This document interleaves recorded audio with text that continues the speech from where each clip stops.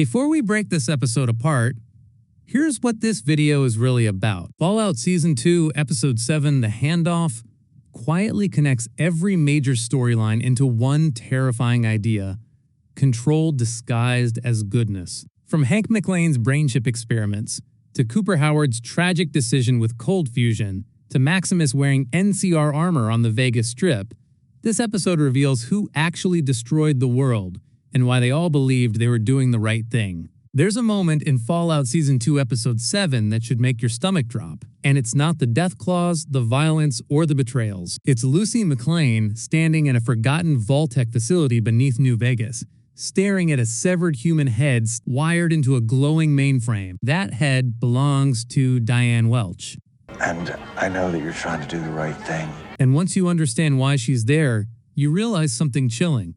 The apocalypse didn't happen because humanity was evil. It happened because the wrong people decided they knew what good meant and built machines to enforce it. Diane Welch's appearance is shocking, but not because she's preserved centuries after the Great War. Fallout has always played with survival beyond death. What makes this moment disturbing is how she's being used. Wires snake through her skull and feed directly into a massive Vault-Tec mainframe. This isn't preservation. It's integration. The show never explicitly spells out what the system is doing, but it doesn't have to. Everything we've learned about Hank MacLean's technology suddenly snaps into place. Earlier in the episode, Hank MacLean calmly explains how the brain chip works. He says it tidies things up, cleans traumatic memories, controls the degree of amnesia, and implants new ideas to turn Wastelanders into well-meaning good people. This dial controls how much amnesia they have, and the mainframe implants new ideas in their heads. On the surface, that sounds benevolent, therapeutic even. But paired with Diane Welch's discovery, the implication becomes far darker. This isn't healing. This is behavioral override. The prevailing interpretation, and the one most consistent with what the show presents, is that Welch's neural patterns, her moral reasoning, and her idealistic worldview are being used as a template, not to inspire people, but to standardize them. Her mind may have become the training data for Vault-Tec's ultimate solution: enforced goodness.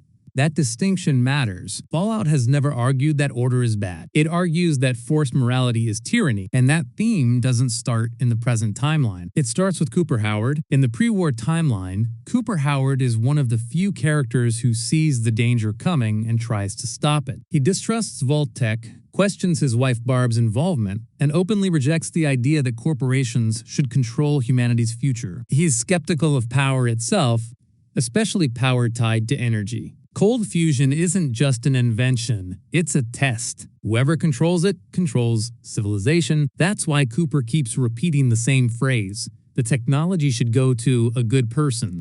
Enter Diane Welch. Welch is portrayed as idealistic, earnest, and painfully ineffective. She isn't charismatic.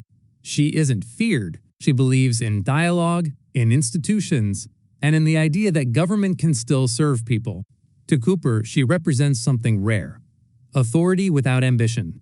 So when Welch offers to arrange a meeting with the President of the United States, played by Clancy Brown, Cooper believes he's found a moral exit. Give the technology to democratic leadership instead of corporations like Vault-Tec or tycoons like Robert House. But this is where Fallout reveals its cruelest truth. Cooper isn't wrong to distrust corporations. He's wrong to believe government is immune to corruption. The president's appearance is brief, but devastating in implication. For longtime Fallout fans, the signs are unmistakable. This administration is closely tied to what will eventually become the Enclave.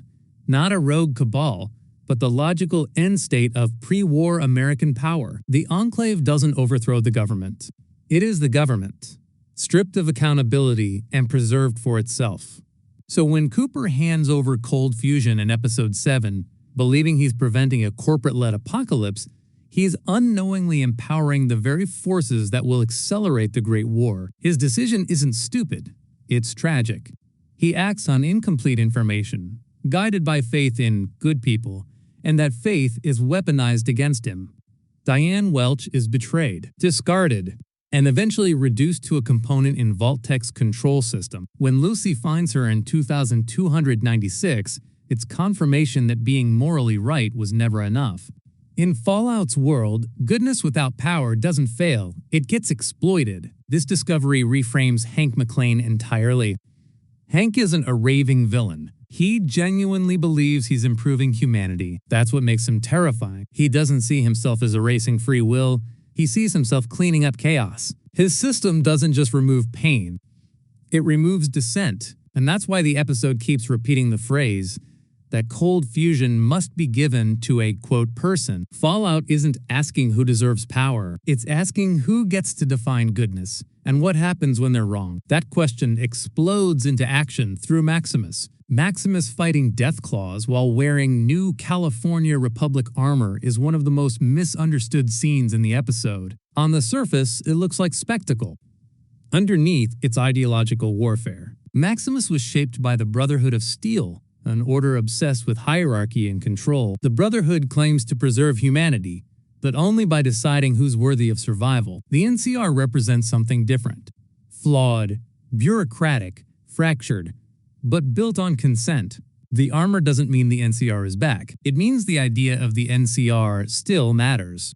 When Maximus wears that armor publicly, he's rejecting blind obedience in favor of responsibility. He's no longer following orders. He's choosing who he protects. And that choice inspires people, not because the NCR is powerful, but because symbols still matter in a broken world. The fight itself is messy and desperate. That's the point. Heroism in Fallout isn't clean. Maximus isn't invincible, but his standby is time for Cooper to reach the lucky 38, pushing the story toward its final convergence. And that brings us back to Mr. House. Cooper restarting Mr. House's project isn't hypocrisy.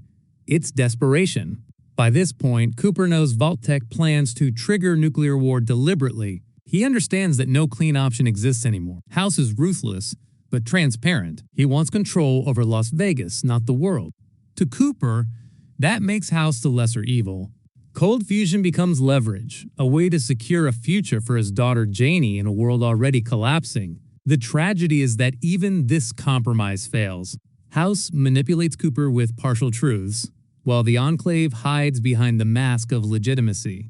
Cooper ends up empowering forces he despised, not because he trusted them, but because he ran out of time. Every path leads to disaster, and Fallout makes sure we understand the costs through Thaddeus. Thaddeus's mutation isn't just body horror, it's a warning. His so-called miracle cure destabilizes him, causing limb loss and grotesque growths.